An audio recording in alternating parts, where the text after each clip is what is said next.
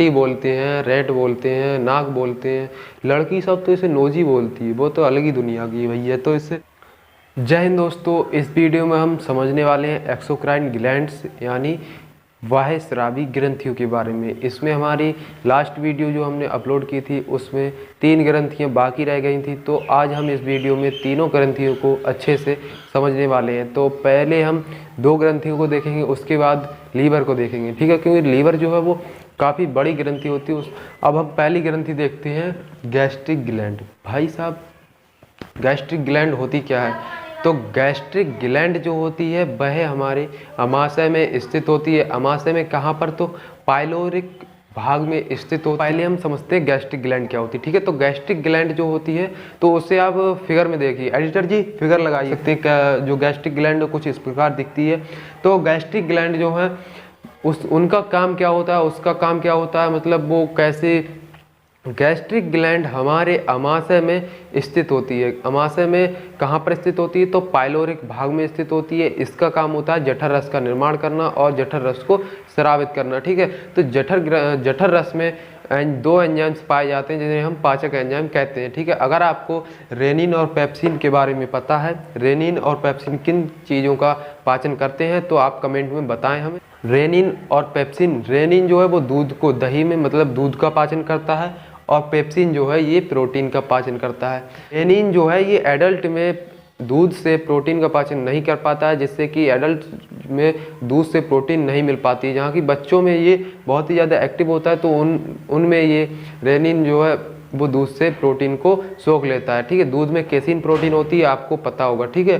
तो रेनिन और पेप्सिन ये प्रोटीन को तोड़ देता है, ठीक है। तो प्रोटीन कई भागों में टूटकर पाचन होता है। प्रोटीन को तोड़ने वाला एंजाइम भैया पेप्सिन, पेप्सिन तोड़ता है प्रोटीन को। प्रोटीन कई भागों में टूटकर हमारे शरीर में अमीनो एसिड या अमीनो अम्ल के रूप में इकट्ठा होता है, ठीक है। तो ये 20 अमीनो एसिड से मिलकर एक प्रोटीन का निर्माण होता है। अब हम इससे गैस्ट्रिक ग्लैंड से होने वाले रोग को समझते हैं। गैस्ट्रिक ग्लैंड जो है, गैस्ट्रिक ग्लैंड से होने वाली बीमारी जो गैस्ट्रिक डिसीज या गैस्ट्रिक रोग वो कहलाती है, जिसे हम गैस की बीमारी कहते हैं। जिस लोगों में गैस की प्रॉब्लम आजकल बहुत ज़्यादा पाई जा रही है, क्योंकि तले भुने चीज़ें खाने से ज़्यादा गैस्ट्रिक ग्लैंड जो है वो डिस्टर्ब होती है और जो अच्छे से स्रावित नहीं कर पाती है गैस्ट्रिक जूस यानी जठर रस का। तो यही कारण है जो कि गैस की बीमारियाँ होती हैं। तो एक आपने देखा होगा कि बाहर जलजीरा पेट को बना दे हीरा। भैया बाहर जलजीरा पियोगे तो बन जाएगा हीरा, और पेट काट के कोई ले जाएगा, आप हो जाओगे बिना पेट के। तो इसलिए अपनी गैस्ट्रिक ग्लैंड को सही रखिए, और जठर ग्रंथि जो है वो अच्छी होगी, तभी आपकी जो है गैस की प्रॉब्लम नहीं होगी। इसमें आप सुबह गुनगुना पानी पी सकते हैं, आपकी गैस की प्रॉब्लम राहत मिलेगी आपको उस रोग में, ठीक है। तो अब हम समझते हैं म्यूकस ग्लैंड के बारे में। भैया म्यूकस ग्लैंड जो है बहुत ही सिंपल, बहुत ही साधारण ये ग्लैंड होती है। म्यूकस ग्लैंड जो है इससे ये म्यूकस का निर्माण करती है। ये कुछ लिपलिपा मतलब कि लिब्रिकेट टाइप का पदार्थ होता है। आपने एक बात बताओ, आपने नाक देखी है? रेट, इसे हम नकटी बोलते हैं, रेट बोलते हैं, नाक बोलते हैं। लड़की सब तो इसे नोजी बोलती है, वो तो अलग ही दुनिया की भैया। तो इससे म्यूकस जो है, म्यूकस का निर्माण होता है। तो रेट जो है वो कैसी होती है, मतलब उसका टेक्सचर कैसा होता है? जो नाक होती है उसका टेक्सचर कैसा होता है, मतलब वह कैसी दिखती है, होती कैसी है? लिक्विड, मतलब कुछ लिबलिबी सी होती हैं। तो भैया वही तो है म्यूकस। तो म्यूकस जो है वो वही जो नाक से निकलता है वो म्यूकस ही निकलता है। तो वो उससे क्या होता है, आपकी जो जितनी भी धूल गंदगी जो भी सूंघ रहे हो आप, जो भी नाक के अंदर जा रही, तो उसको इकट्ठा कर लेता है, मतलब कि उसको चिपका लेता है अपने अंदर। फेफड़ों को क्लीन रखता है, फेफड़ों में नहीं जाने देता। अगर 1 भी % गया तो फिर खांसी आना कन्फर्म है आपको, ठीक है।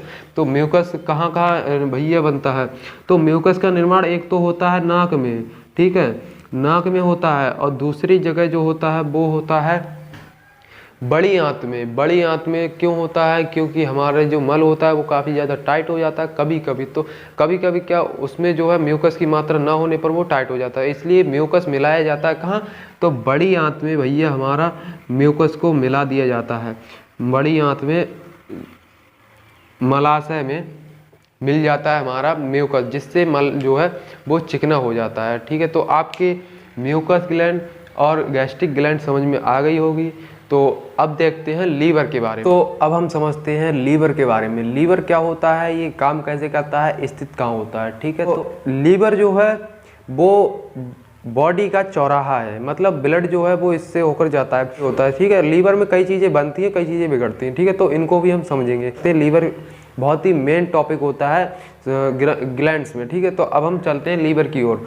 लीवर जो है इसे हम हिंदी में कहते हैं यकृत। ठीक है, और उर्दू में कहते हैं जिगर। आप खुद ही समझिए कि अगर किसी से आप कहोगे कि तुम मेरे यकृत के टुकड़े हो, क्या वो समझेगा? नहीं समझेगा। वहीं अगर आप उर्दू में कहोगे तुम मेरे जिगर के टुकड़े हो, कितना अच्छा लगेगा। सोचेगा भैया ये तो बहुत चाहता है मुझे। इससे हम देखते हैं, इससे लीवर को हम हिंदी में यकृत कहते हैं और उर्दू में जिगर कहते हैं। ठीक है, ये जो है हेपेटिक सेल से बना होता है। हेपेटिक कोशिकाएं क्या होती हैं, ये हेक्सागोनल टाइप की होती है। लग गया फिगर। तो आप देख सकते हो यहाँ पर जो हेपेटिक कोशिकाएं हैं वो कुछ इस प्रकार की होती हैं। ठीक है, तो हेपेटिक कोशिकाओं से ही मिलकर बना होता है लीवर हमारा, और इसमें कई चीज़ें बनती हैं। तो अब हम उन्हें देखते हैं। ठीक है, ये स्थित कहाँ होता है, ये स्थित उदर गुहा के दाईं ओर स्थित होता है। उदर मतलब उदर गुहा के दाईं ओर स्थित होता है। ये उदर क्या होता है, तो उदर माने पेट होता है और गुहा मतलब खाली जगह होती है। तो ये जो पेट के दाईं ओर स्थित होता है। ठीक है, तो कुछ दाएं फेफड़े के कुछ जस्ट नीचे स्थित होता है लीवर हमारा। ठीक है, तो ये स्थित होता है उदर गुहा के दाईं ओर स्थित होता है। उदर गुहा के दाईं ओर स्थित होता है। ठीक है, ये लीवर जो है ये सबसे बड़ी बाह्यस्रावी ग्रंथि होती है। तो भैया मेरे जो लीवर है, यकृत है, ये सबसे बड़ी ग्रंथि होती है। कौन सी? तो बाह्यस्रावी।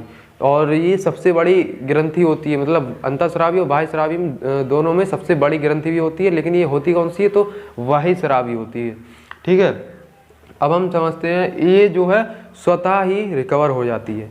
मतलब कि आप किसी से चाकू आपके मार दिया कोई लीवर में, आप जाएंगे डॉक्टर के पास, कहेंगे मार दिया चाकू, डॉक्टर निकाल देगा चाकू, कहेगा आप 1 महीने में ठीक हो जाएंगे, पट्टी बांध हो जाएगा सही। ठीक है, तो ये स्वतः ही रिकवर करने की शक्ति रखता है। लीवर में फाइब्रिनोजेन, प्रोथ्रोम्बिन, हेपेरिन और एल्बुमिन का निर्माण होता है।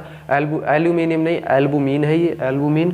तो इसका निर्माण होता है, इसे हम आगे बताएंगे। ठीक है, तो फाइब्रिनोजेन, प्रोथ्रोम्बिन, हेपेरिन ये ब्लड क्लॉटिंग में काम आते हैं। इसे भी हम सेपरेट वीडियो बना देंगे इस पर, ब्लड क्लॉटिंग पर। ठीक है, तो बिलिरुबिन निर्माण होता है लीवर में। बिलिरुबिन क्या होता है भाई?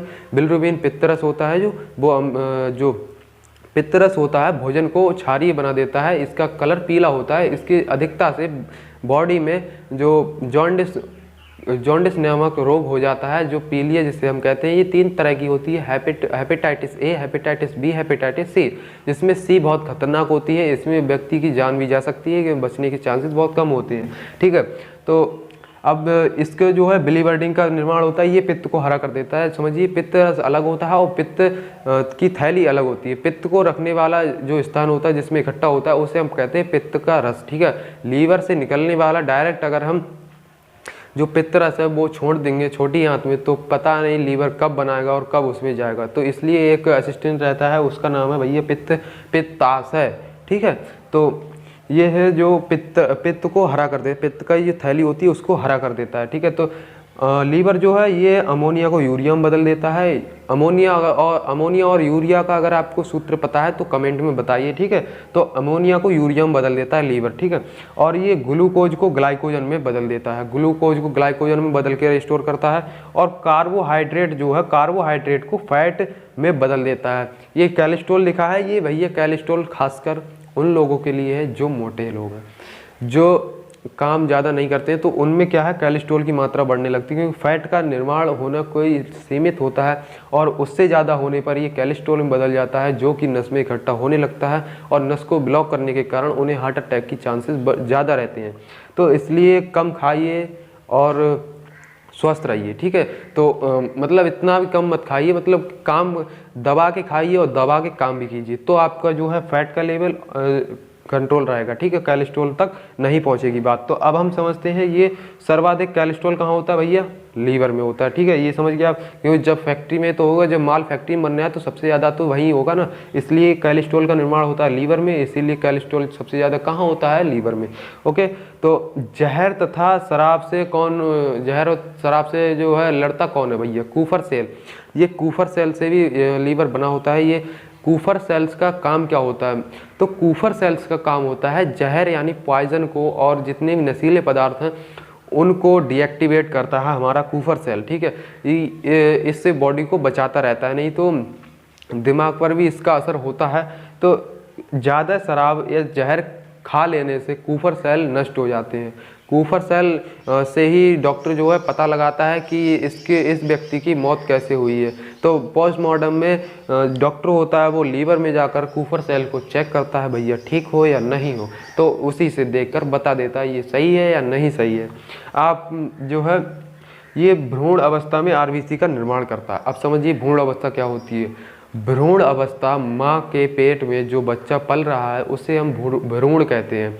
भ्रूण जो है, जो भ्रूण का एडवांस वर्जन होता है उसे हम फीटस कहते हैं, उसे हम रिप्रोडक्शन चैप्टर में समझेंगे। तो अभी हम भ्रूण की बात कर रहे हैं। तो भ्रूण में आपको पता है जो आरबीसी का निर्माण कहाँ होता है, वो आरबीसी का निर्माण होता है हमारे अस्थि मज्जा में निर्माण होता है आरबीसी का, उसे हम कहते हैं बोन मैरो, ठीक है। तो बोन मैरो में लेकिन भ्रूण का जो बोन होता है वो इतना तगड़ा नहीं होता है जो कि वो आरबीसी का निर्माण कर सके, इसलिए पर आरबीसी को बनाता है। लीवर में कहाँ बनती है, तो मेसोडर्म में बनता है आरबीसी भ्रूणी अवस्था में, ठीक है। तो आप समझ गए। तो आई होप कि आपको लीवर और इसकी ग्लैंड समझ में आ गई होंगी। तो मिलते हैं अगली वीडियो में, तब तक के लिए जय हिंद, जय भारत।